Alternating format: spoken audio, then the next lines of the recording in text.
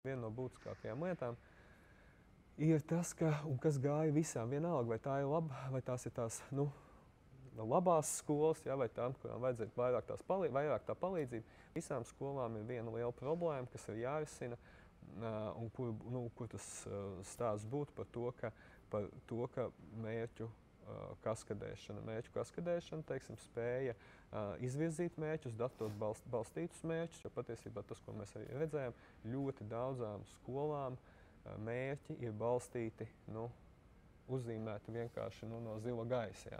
Un patiesībā stāsts būtu, ka mums būtu, vai tās ir profesionālās pilnveides programmas vai cita atbalsta mehānismi, kādā veidā mēs attiecīgi mēģinātu iedzīvināt skolās, ka mums tie mērķi tomēr ir datos balstīti, precīzi, konkrēti. Mēs viņus ne tikai uzstādām, bet mēs viņus arī pārbaudām.